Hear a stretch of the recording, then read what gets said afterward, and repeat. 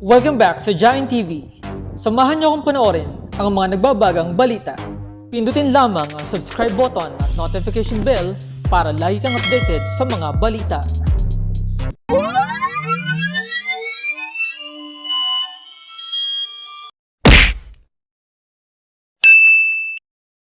Kung wala pala kayong karapatan na mag-delegate sa poder na ibinigay sa inyo ng inyong charter, kaya nga tinatanong kita kung abogada kayo. Nakalagay po kasi sa mga abogado po kasi sabi niya, potestas delegata non delegare potest. You cannot further delegate what has been delegated to you. Kasi kung wala po kayong poder na mag-delegate, talaga mong itong STL po nito. Mali nga po until and unless you are able to present to us in your own charter na pwede kayong mag-ahente. The sales and to distribute the price. Simplihan na lang natin ang tanong. Meron bang karapatan ng PCSO sa magitan ng kanyang charter na kumuha ng ahente? Yes, Mr. Chair.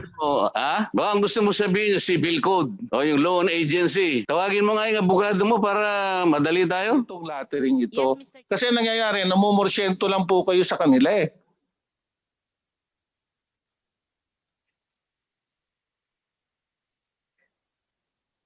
GM Garma, are you still there? Yes, Mr. Chair, we'll take note of the observation of the good governor, Mr. Chair. Thank you very much, GM John. Mr. Chairman, Thank you, Congressman Chairman. Governor Albano. Mr. Chairman, For a while, saglit lang po. Mr. Chair, Who's next? can I ask Yes, one question only to GM Garma? GM Garma, good afternoon. Good afternoon, sir. Good afternoon. About an hour ago, I heard you with my ears that you said that the daily required revenue less the prize money is given to you on a daily basis. So I'm kind of puzzled that Governor Albano says that it's the other way around. You are just receiving a commission on a daily basis. So what is the real situation, ma'am? Mr. Chair, the agents remits daily, Mr. Chair. Meron pa kami tinatawag na revenue allocation. Yung revenue allocation na po yun po yung pinagbabasihan namin kung magkano po ang dapat share ni PCSO sa operating fund. So it's not the The entire... charity. No, Mr. Chair. Meron kasi yung sa charter namin, meron talagang allocation. 55% will go to the prize fund, 15% operating fund, and charity fund is 30%. So doon po namin... for example only, in clearer terms, for example, for the whole province of Isabela, the sales is 50 million a day. Then the prize money is just 5 million. Will you get 45 million or no? For Mr. example, Let me compute it muna, Mr. Chair.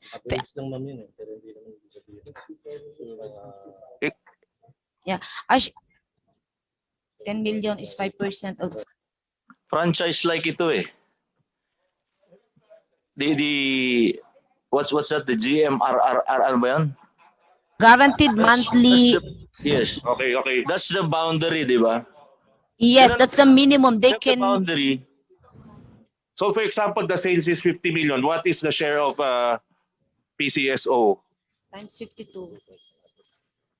It's a total of 52.2950%, Mr. Chair. Hindi sila pwedeng bumaba dyan. So mga 27 ganyan. 26 million lang ang share nyo sa 50 million. Tama?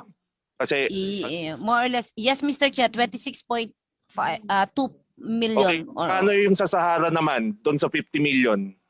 Magkano mapupunta sa kanila?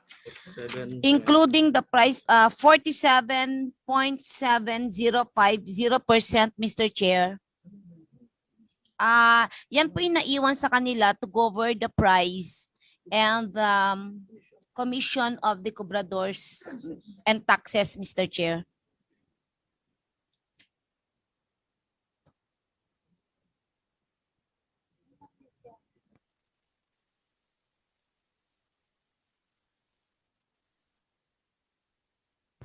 Sir, we cannot hear you po.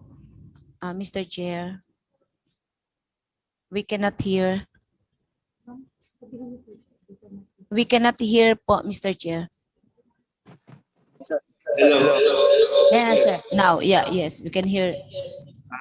Mama, so what is the basis of these percentages that you are giving us, the 52.6 and the 47? Where is that based on? What document?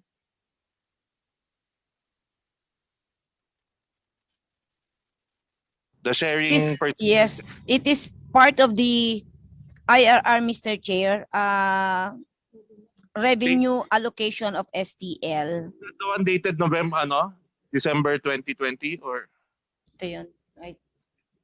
Yes, Mr. Chair, ito po yun, yung allocation where we considered, of course, yung charter namin. Okay, balik na din naman natin. Sa Lotto, yung pinakita ni Governor Albano, yung sa Lotto, normal Lotto, magkano ang percentage ng PCSO doon sa Lotto, sa normal Lotto? How much is the percentage?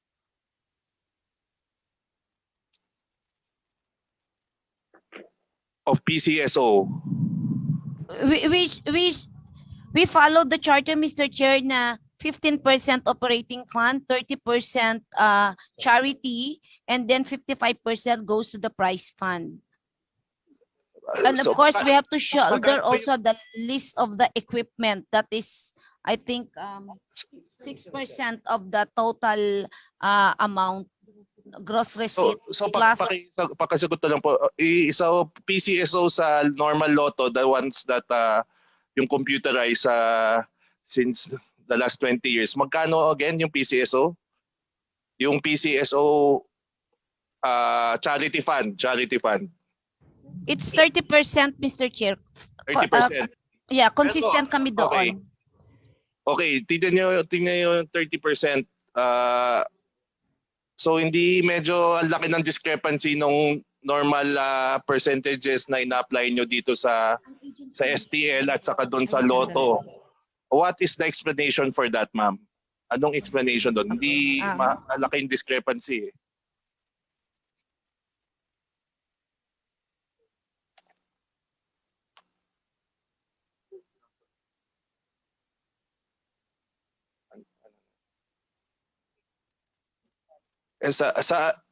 Hello, ma'am?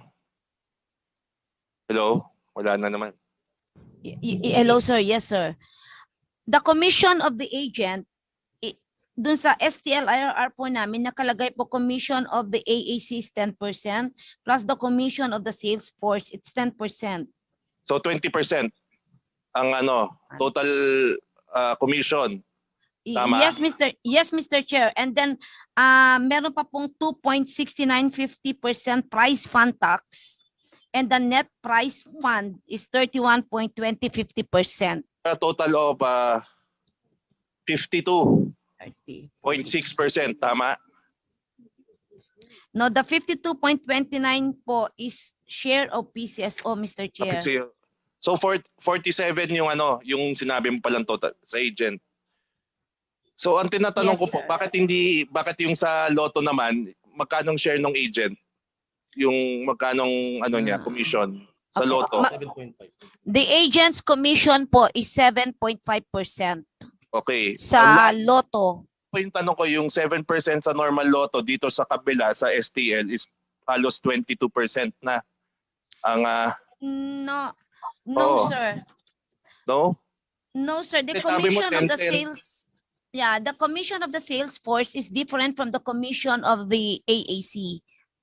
The commission of the AAC is 10%. The commission of the agents, sales force, yung mga kobrador, is 10%. Opo, pero pag inad mo Opo. ko yun Sa- ang sinasabi ko, they are part of the operation. They are, you cannot split them. They need to be lumped together. Yes, So, sir. So yun po, mga 20%, dito naman sa 7% lang sa normal Lotto. So ibig sabihin, nadi-deprive yung government, di po ba, ng revenues. Kasi malaking pera po to. Yung STL is like billions. Nakita ko yung graph nyo kanina, it was umabot ng 26 billion yung So assuming na yung do you think na pwede pa ma-increase to yung percentage, or ano pa mangyayari kung kunyari yung Congress maggawa ng batas? Kailangan natin malaman yan eh. Kasi kami po ay legislative body, so we need to know anong mangyayari kung sabihin naman namin na 7% na lang kayong dalawa, Obrador at saka ACCs. Anong mangyayari po, ma'am? Mr. Chair, parang business wise, Mr. Chair, sound business judgment. If we study dynamics sa ground, kasi ang isang kubrador lang po pwede makakolekta lang ng say 1.5. So kung ang 10% of 1.5 is only 150 na commission ng isang usher Okay. sa 10%, maliit po. Ganun po, may mga lugar na ganun po kahihina. Kaya ina-average nga lang po namin ng 10% because yan lang po minimum. Based on our study, ang isang kubrador ay nakakakolekta po ng 1.5. 1.5. O at least 1.5. But sa reality, in some areas na medyo mahina po, 1,000 or 500 plus lang yan. So 50 pesos lang commission nila eh. Sometimes. Ito lang okay. Nakita ko ngayon yung pwedeng safeguard ng para sa gobyerno. Bakit na lang hindi baliktad yung kayo yung mamamahala ng pera tapos sa kanila bibigyan niyo yung 10% niya ng ACCs at saka 10% ng Obrador? Bakit hindi po ganun gawin natin? Kasi yung kinakatakot ko dito yung declaration, dahil yung pinakita ni Governor Albano yung mga resibo, hindi hindi mo ma-account. It's madaling pikiin. O madaling dayain. Bakit hindi po baliktarin natin yung IRR nyo, yung PCSO staff nyo yung 14, gawin nating 30 sila o 45 people, kayo po yung mag-distribute ng sharing in a weekly basis or miski daily basis. Kaya po ba yun, Madam GM? Mr. Chair, we will study that po, yung business aspect po ng suggestion niya, Mr. Chair. Yun suggestion ko lang kasi sinasabi na dito, 9 out of 10, kayo lang yata hindi nagsasabing ganun, na yung nagpapatakbo lahat is yung AAC, hindi PCSO daw. So I suggest to your agency na pag-aralan niyo po yan na kayo in control. Kasi sabi nga, sino may control, yun ang hari. So hindi kayong hari dyan, ma'am. Yun lang po. Mr. Chair, Yes, sir. may I interject lang? Ang problema niyan, wala talaga sa charter nila ang magbigay ng authority to conduct these lotteries doon sa mga AAC. Yun ang pinangbabawal ng batas. Kung ay narason ng PCSO na wala silang manpower to do it, di mag-arkila sila ng manpower to do it at bayaran nila yung ahensya doon sa manpower requirements. Parang yung ginawa nila sa Lotto, nag-arkila sila ng booth, nag-arkila sila ng agent doon, yung agent binabayaran po nila ng komisyon, hindi yung baliktad.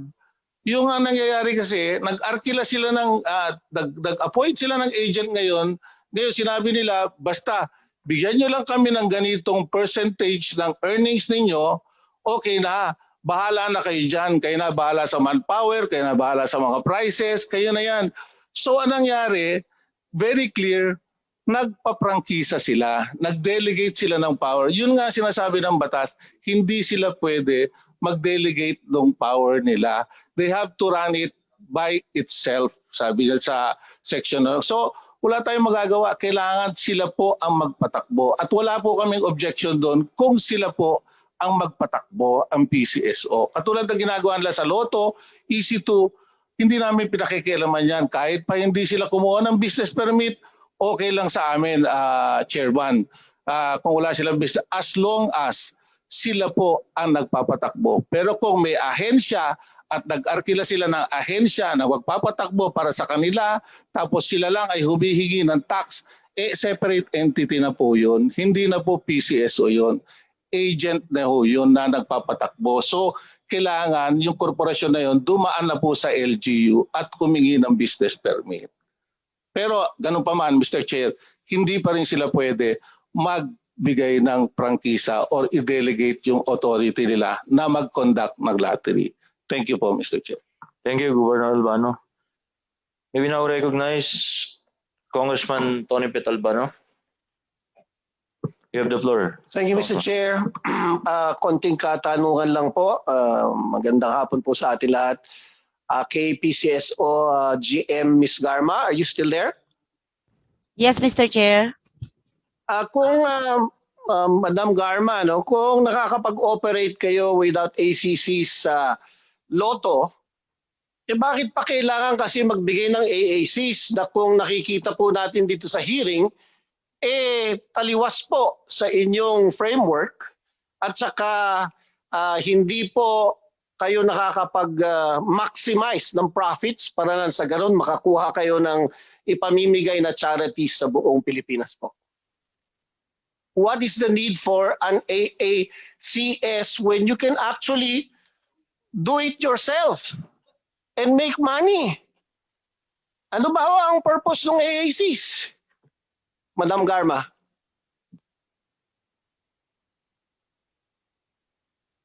Ma'am? Yes, Mr. Chair. Yung mechanics of the game of Lotto is different po yung product sa STL. Magkaiba. Ano diferensya ng So- pagpipili ng numbers dito sa Lotto at pagpipili ng dalawang numbers na napakasimple pa? Ito sa EC2, meron kayong EC2. Wala namang AAC doon. Bakit po kailangan ng AAC? At pinakikita nyo pa yung mga supposedly ibang entities depriving the government of money. Mr. Chair, the revenue raised by PCSO Lotto alone is around 19.6 billion as of 2019. Okay? Ang STL po is 19.1 billion. We cannot deny po na malaki din po ang naibibigay na revenue yung STL That is not the to Madam fund Garma. our charity That is how big it programs. is. Kung ganyan po kalaki, hindi i-operate yun na lang kasi yun po ang nakalagay sa batas ng charter ninyo. Hindi kayo pwede magbigay ng prangkisa sa iba dahil you cannot be above the law that was given to you. So my question, kung kaya nyo magpatakbo nito and you are saying that the revenue that you get from STL is huge, why not run it yourself? Why do you have to give it to AACs? Tamad ba ho ang ahensya ng gobyerno? Mr. Mas Chair, malaki pa yung makukuha nyo. Imbis na percentage kayo na 7%, lagay mo na 10%. 100% mapupunta sa inyo. Bakit pa ibibigay sa AACs? 20% nakukuha, ilang bilyon. You said your big factor in getting the revenue. How much is your revenue for STL for the last year? Can you give it to me? 19 billion, 20% goes to AAC. for 2020, we only generated 5.7 billion, Mr. Chair, because of the suspension of the gains because of the lockdown. No. The question is how much is the revenue that you got the other year or this year or how much? Ah, And that 20% amounts to how much? 20%. No, this is due to PCSO, Mr. Chair. Anong due to PSO? Di ba nagbabayad kayo ng pera sa AAC dahil yun po ang ahente ninyo? O baliktad, kayo ang nire-remit. Ilang percentage na nakukuha ng AACs? Sa computation nyo, kasama yung kobrador. Yung mga kobrador pa, I understand from the LGUs, the mayors that I talked to, wala silang certificate of employment. Kawawa sila pag nagkasakit. Imbis na humihingi sila ng tulong doon sa employer nila, wala silang employment certificate na mailagay. I guess, Congressman Albano, hindi naman alam ng PCSO kung magkano natitira sa No, but that is my question, sa Mr. Chair. AACs, which they don't know the real figures, Well, it the real shows. revenues. Alam niyo kung bakit? Kasi yung AAC lang naman nakakaalam kung magkano i-remit nila eh. Then, Mr. Chair, I would like to Are we make all amenable with that? Yes. I'd Are like you to make a amenable with motion, that, Chairman Mr. Garma? Chair. Yes. Mr. Chair, may I make a motion to ask the AACs to remit to us how much they're earning from this being an AAC. Para lang sa ganon, makita natin kung talagang exact figures ng PCSO na nakikita at pinapakita sa atin dito sa Kongreso at sa taong bayan ay katugma doon sa kinikita ng STL, and we will also investigate. And I would like to ask this is the motion to investigate what are the revenues of the AACs and how much are they depriving the government for? There's a motion by Congressman Albano. Mr. Chairman. There in a second. Can Mr. Chairman. Since Maybe hindi ask mo masagot ng PCSO, Chair, can I? The motion is hereby approved. Thank you, Mr. Chair. Konting katanungan na lang po, Mr. Chair. For a while, Congressman Albano. Let me ask Congressman Garma to please Chairman GM Garma to subject all the AACs registered with the PCSO, 59 of them, to submit their earnings. Yes. To the committee. 1 week. Are we sorry? Yes, maybe in a week's time. In a week's time, Chairman, GM Garma, can we do that? Yes, Mr. Chair, we will submit next week. Thank you, so that we can schedule our next hearing. You Yes, may continue, Congressman Albano. Thank you, Mr. Chair. Yun po, may sama na rin po ng mga AAC siguro kung sino ho yung may-ari nitong mga ng mga AACs para ma-determine natin. Maybe if we can invite them to this hearing so that they can shed also light on their operations, Mr. Chair. A motion. Noted, Congressman Albano. Thank you, Mr. Chair. Isa pang katanungan dahil ang NBI po nabanggit ng ating magiting na Mayor Bernard D. ng Kawayan, hindi lang po sa City of Kawayan itong supposed harassment ng NBI kung hindi sa San Manuel, which I think Congressman Michael D. will attest here on February 11, 2021, around 30 to 40 persons introduced themselves as members of the National Bureau of Investigation and interrogated barangay officials regarding STL operations at pinipilit sila magbukas at tumaya ang publiko. Nakakabahala po ito na ang NBI yata nagiging agent ng AACs. At ito po tumawini din po sa February 5, 2021, ganun din po ang nagkaroon ng problema ang NBI po kay Mayor Arnold Bautista. Pati po sa bayan ng Kabagan, supposedly the PNP Chief of Police reported to me directly that the NBI had intrusions na nag-raid sila. Ang na-raid po nila, akala nila illegal operations, yun ni-raid po nila yung Sahara operations. May I respectfully request the attendance in the next hearings of the NBI Isabela Provincial Director Tim Rejano and the NBI agent Federico Salamero to be able to explain the alleged peculiar and questionable actions that they are doing in the province of Isabela, Mr. Chair. Do we hear in a second with the motion of Congressman I Albano? second, Mr. Chair.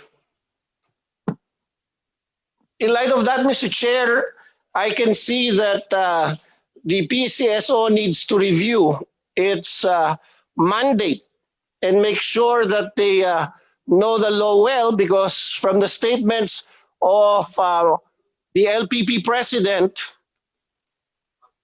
the father of our Lord, Congressman Albano, we have to approve first your motion yes, before please. you continue. There's a motion from Congressman Albano to invite the PNP Provincial Director, the NBI in Isabela, or the regional... NBI Provincial Director Tim Rejano and NBI agent Federico Salamero. The motion is hereby approved. Please take note, Comsec. You may proceed, Congressman Albano. Thank you, Mr. Chair. the father of our Speaker Lord, the godfather, as you've mentioned, Governor Presby Velasco has already said, because he is a former Supreme Court Justice and knows the law very well, that the PCSO Charter, meron pang illegality ang paggagawa nila ng tong AACs. May re-request with a motion to ask PCSO to stop operations first in the province of Isabela, pending the outcome of this investigation, because we are having problems already with these issues that the NBIs are being used to harass. And then government agencies are supposed to be filing charges against our mayors. Baliktad na ho nangyari. Imbis na protektahan ng NBI at PNP at saka DOJ at lahat yung ating mga kasama sa ating gobyerno, lalo na ang lokal, sila na ang ginagamit para magharas. With a strong, urgent resolution, Mr. Chair, this representation is moving for the urging PCSO to stop all these Lotto, STL operations in the province of Isabela, Mr. Chair. STL.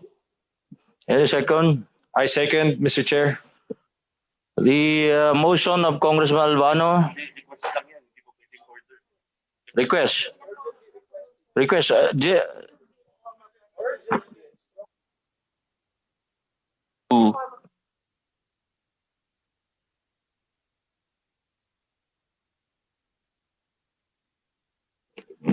There is a motion to request and strongly recommend that STL operations in the province of Isabela be suspended until the hearing on this matter is terminated.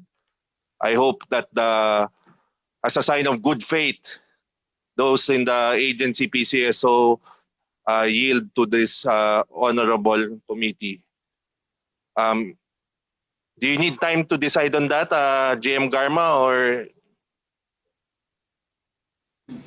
Mr. Chair, yes, since PCSO is under the office of the President, then we will wait for the instruction from the OP Okay, maybe to 1 week, consider the motion. Thank you. Chair JB, 1 week. Maybe in a week's time, Chairman Garma. That is beyond my control, Mr. Chair. I will wait for the office of the President to direct me to comply with your what you have manifested a while ago. Well, with Mr. the Chair. Mr. Chair, with the motion, with the answer of GM Garma, we invite the office of the President to also shed light, since it was said a while ago already by our DS Marcoleta that it's subject to law.